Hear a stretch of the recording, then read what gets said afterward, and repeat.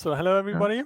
My name is Oliver, and with me is Virat, and I'm Hi working in everyone. the numerics group, and Virat is working in the system modeler group. And in today's talk, we want to show how we can possibly integrate system modeler and the finite element method that's implemented in NDSolve in the Wolfram language. So yeah. So there is different ways of exploring this integration. So you can think of having a system model that drives a finite element analysis, or the other way around, you have a finite element analysis that drives a system model. And the third way would be to have a what we call co-simulation between a finite element model and a system model where they interact continuously. Now, so we're going to look at all of these things. And the first thing we're going to exclude is the co-simulation between a finite element model and a system model where we have a back and forth. So this is something we'll consider in the future. What we're trying to do now is show some examples that we've explored of how to do this integration. So the first thing we're going to look at is a system model that drives a finite element analysis, and that's a room heating example. And then in the second part, we're going to look at the finite element model that's going to drive a system model. And there we have a spring constant computation. And then we show a proof of concept that you can actually have a finite element model run in system modeler. So those are the things that we like to talk about today. Right, so let's start with the room heating example. So we're now thinking about or looking at converting or using a system model to drive a finite element model. Right. Here, now we are looking at a room heating example. So in this type of implementation is really useful when you consider in case that assume you are a stress analysis engineer and you are planning to run some PD analysis for wind turbine and you don't know anything about which load to apply. So what you do in such cases, you get the seismic loads from a CFD engineer who run the CFD analysis, and you implement such things. So in this example, we have room heating system model where we can get all these boundary conditions and initial conditions for a holistic analysis. So when we look at this example, this is a multi-domain example, including control domain, hydraulic, and the fluid and the thermal dynamics. So here we have an interactive diagram plot where we test many different scenarios quickly on mathematical environment. We might have either a larger room or smaller. We can change the capacity of the room. Maybe we can have a larger radiator. So if you want to know about this model, you can visit the Wolfram System Modeler webpage and look for the college terminal library. Yes, Oliver, Yeah. we So with you. So we're using a pre-existing system model, and now we're trying to use some data from the system model in a PDE analysis. What we're going to do is do a simple heat transfer PDE. If you want to learn more about heat transfer, there's an entire monograph. It's the heat transfer monograph, and that's a link. You can click on that and get to that page.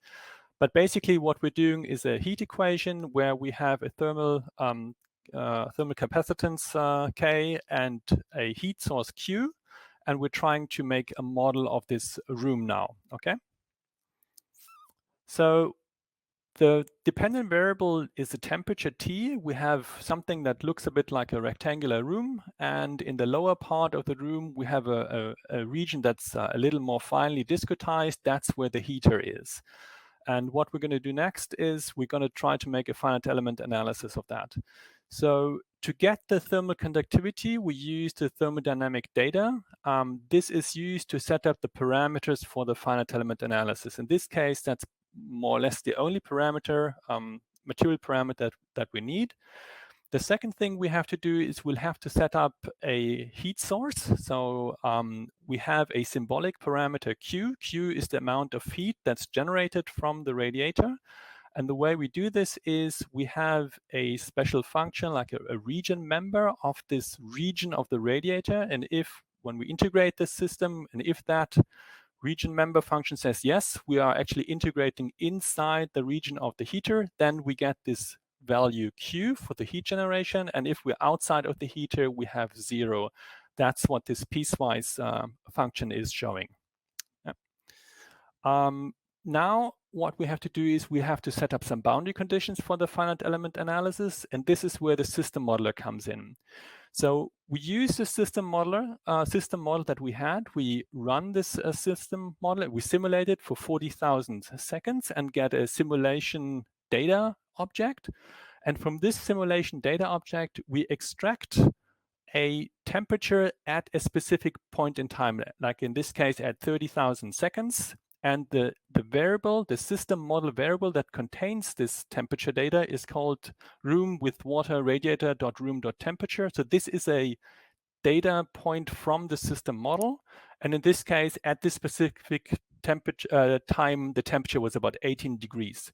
Now we use this 18 degrees as a boundary condition. So all 4 walls in this finite element model will have set this temperature to 18 degrees.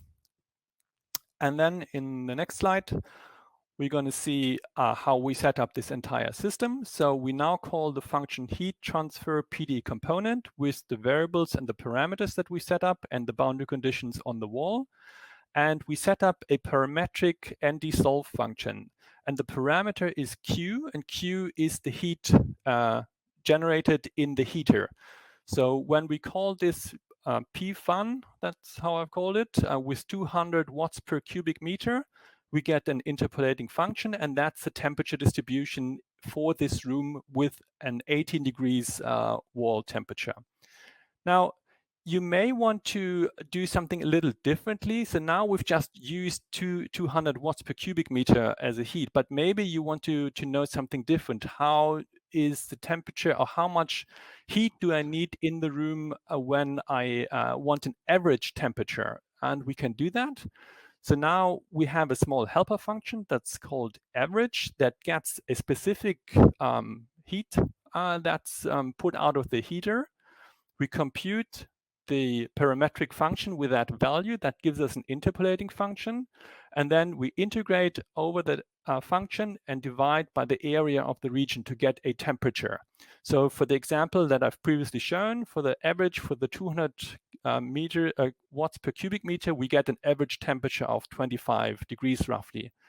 Now, if we want to say how has the heater to be adjusted so that we get an average temperature of about 20 degrees in the room, then we use find root, and we'll start with maybe 200 or any other starting value, and it finds a Q value of 44 watts per cubic meter. And then we can recompute the interpolating function and get a solution of how the heat is distributed in this room with 18 degrees on the walls and have an average temperature of 20 degrees in the room. So this is a basic scenario for how you can move from a system model to a finite element model. Basically, yeah, next slide. Basically, you extract some data from the system model and use that in a finite element analysis.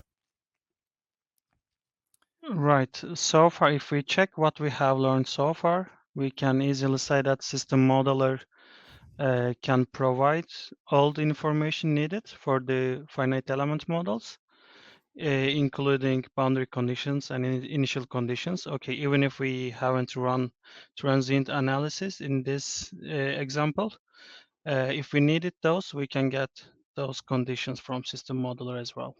So other thing we can conclude is system modeler now and then may make some assumptions which depends the modeler.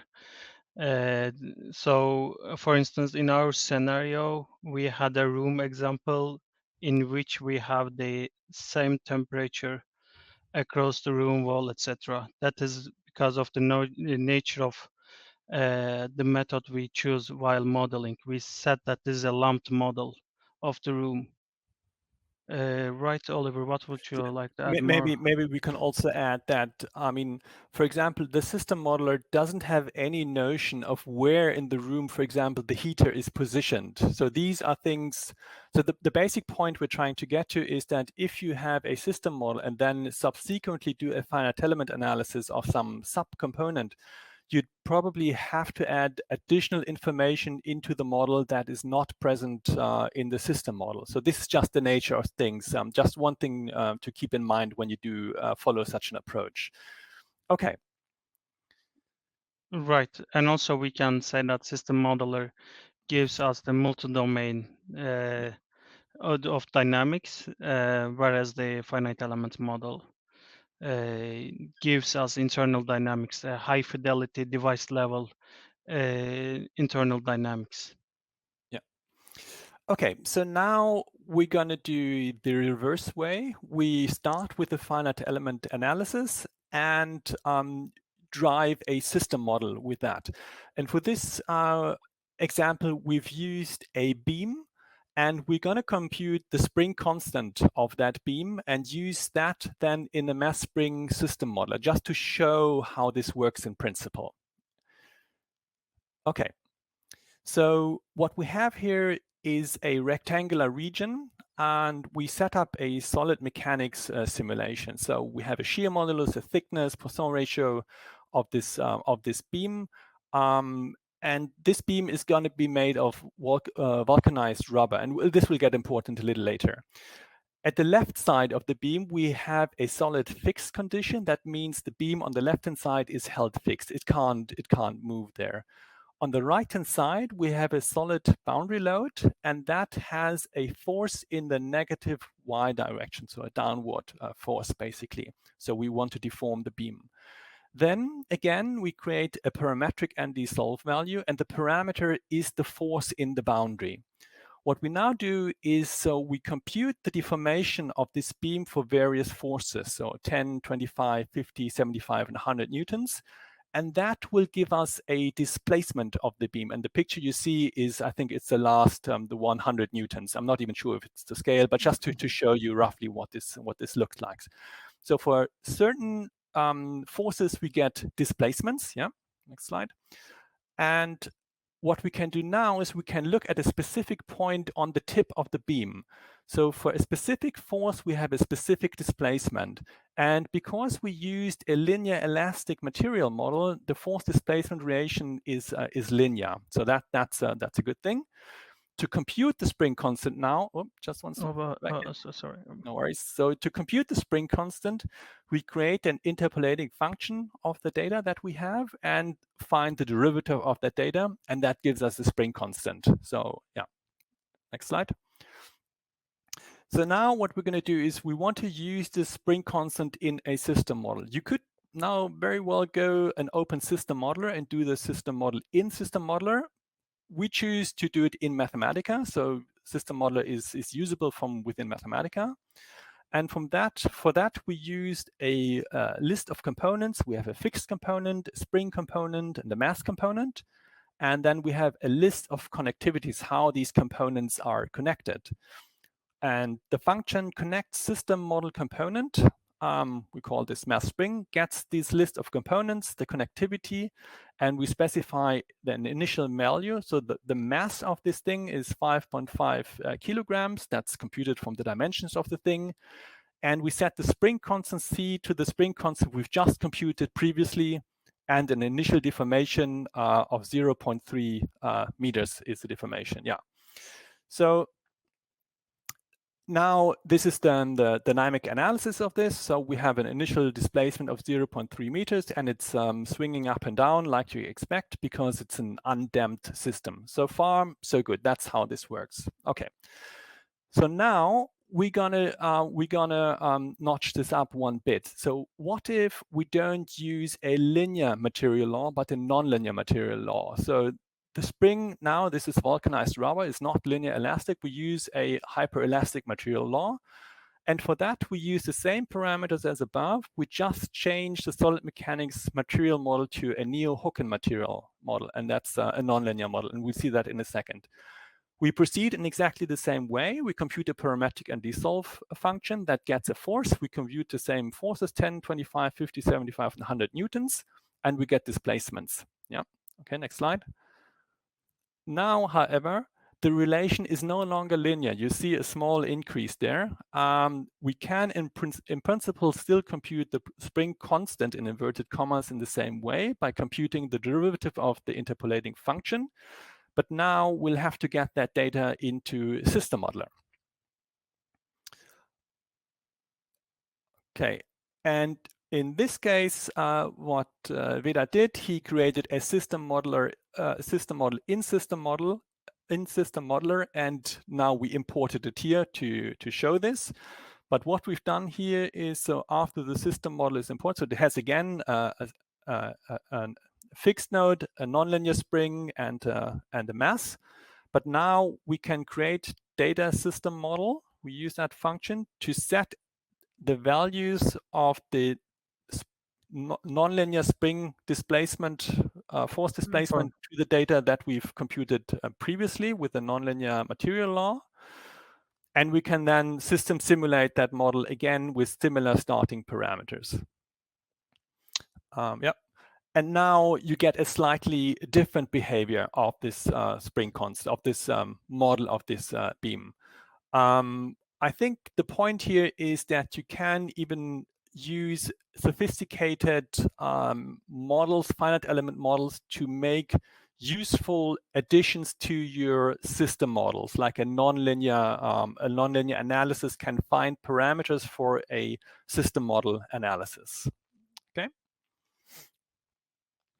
Right. Yeah. Right. In the last part, we have another example from finite element model to system modeler. Here we use the beam model. It is a proof of concept study. Let's have a look at it. So what we did in this example, we wanted to model this jib crane in system modeler. And here we see how the model looked like. And such type of multi-domain example are really easy to model in system modeler. And let's have a look at how does it look even in system modeler. Hang on here. Let me come to the model center. Okay. So here we see the diagram of it. Then when we are done with design of this jib crane, we design a controller for that. Here we can see we have a rigid beam. Here we have a rigid beam and prismatic joint and weight and some sensor. And we design a PID controller to regulate its position. And here we have the position for the weight. And when we look at the performance, the control errors looks reasonable, satisfactory enough. And here we look at how the controller performs and it works as it should be. Okay, then if we continue.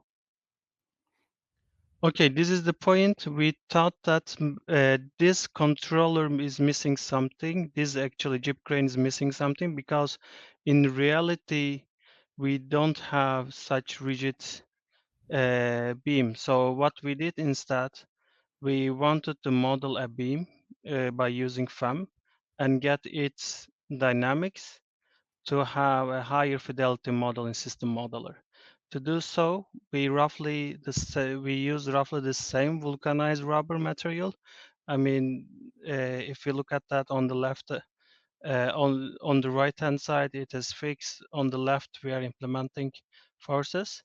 So to keep the things simple to track, we made as small number as possible as a degree nodes, and we have 12 nodes over here, which translates to 42 24 degrees of freedom, 12 in x direction, 12 in y direction. And then we assign steel as a material to do this beam, and we solve the PDE. And this is what we get as a result. So here we are looking at a transient analysis result of the beam, and it is oscillating as expected. So what we want to have is to get this oscillationary behavior to system modeler to test the controller whether it performs as good as in the model with a cube with rigid beam. So to do so, what we did is we extract the system matrices of this finite element uh, finite element model beam. And here we are looking at the stiffness matrices. And similarly, we can extract damping and stiffness. So which is really cool in Mathematica, we can have those parameters. Then what is left to use this system matrices, all model parameters, it depends in which domain you are. So we can create a system model system modeler model by just using the create system model functionality. Here you see that we are going to create a new beam fan model, which has this dynamics in it, which is an equation of motion. And here we see some familiar things like mass, damping, and stiffness, which are we extract from the finite element. And then we create that and a and we just duplicate the model by substituting the rigid beam with the finite element model. And here we see our 2D finite element beam. So if we look at how the system performs, I mean the controller performs, here we see the controller once work flawlessly in the system occur with rigid beam start showing cracks on flexible beam, finite element modeled beam. And even if another cool thing about this approach, I would like to say that we can now see what are the internal. Okay, here I had to open that. Sorry. Now, if we go here, now we are looking at right. Now this is our flexible finite element beam, which we created by system modeler, by Mathematica, and shipped to the system modeler. As you can see, we can see all the displacement from 0 to 10 meter, and these are exactly matching with the nodes we had in finite element model. Now we can see spatial internal dynamics basically in system modeler. If we come back to okay, now now it's stuck. Now it's stuck. Now it's stuck. Okay, so Yeah, okay. the next slide Okay. is a summary slide, if I remember Right, correctly, right? right, you're right. Yeah, maybe we can just summarize what we have learned Yeah. so far. Yeah. Uh, Okay, so as we achieved from system modeler to finite element method, we could achieve integration from finite element to system modeler. Now, I mean, this might be, I think, the more intuitive when it comes to this hybrid type of simulations, because I mean, most of the time not the system level, but the device level, the people might be interested in how this, for instance, it can be either a thermal or stress-related thing, this field distribution thing. So I guess in such implementation, using such approach would be really beneficial. And also it is possible to get, yeah, uh, right, we already Yeah. covered this topic, right? So at I mean, last, maybe it's also worthwhile pointing out that this is something we are experimenting with, and so we've seen two ways, like from system modeler to FEM and from FEM to system modeler. Both seem useful. The FEM to system modeler seems more intuitive right now because it's more natural to extract some detailed knowledge from a FEM analysis and use that then in a system modeler. So that's one thing. But the other way around is certainly also possible and useful to do. Yeah. Right. So if you want to know about this example, we have community posts written about these things. We explain how we did those things. You can have a check. We already uploaded this notebook. You can just have a look at it, and you will have the links for that. Yeah. So as a summary, we covered from system modeler to FEM integration, and similarly from FEM to system modeler. And also, if you like to learn about FEM, you can check documentation of the PDE modeling. You can access that by Yeah. clicking on So this. this is the first example from system model to FEM is already in the 14.0 documentation, and we'll try to make it happen that we'll have the spring example also in the 14.0 documentation. Not quite sure if we still make it, but that's the plan to still do that, to give that to make that available to you. The last one, the example with the beam in system modeler, that is still a bit, we're experimenting with that. So it's not quite ready for prime time. We're just showing that this is in principle possible. And I'd like to comment that there was one question from Harald Biller that, let me quickly read this. In the last mechanics example, I guess you could reduce the matrix size, use most relevant eigenmodes, and the FE model can be much larger. What do you think? Yes, so this is Yeah, certainly you're right. something we're thinking about. And I mean, obviously, we'd like to use some form of model order reduction to get a high fidelity finite element model into system modeler. That would definitely be the goal for this type of approach. Yeah. Right, right. Or maybe sometimes you might be interested, assume that in the middle, mid deflection of the beam, and you just want to have Yeah. some ballpark. And then what you can do, you can have a large model with the thousands of degrees of freedom, and Yeah. you can do some reduction and ship that thing to system modeler and look at that. Oh, okay, now if I have this boundary condition, this beam showed such deflection roughly. Yeah. So not the finest, but at least you will have some level of fidelity. Yeah, that definitely would be great to get. Yeah. Okay, but this is still future work, but we're definitely aware of that and thinking in that direction. Yeah, absolutely. Right. Okay. Please don't hesitate to contact us. Yeah, And absolutely. these are our emails. Yeah, I guess if we Yeah, don't have any question left. I think we're right on time. Yeah.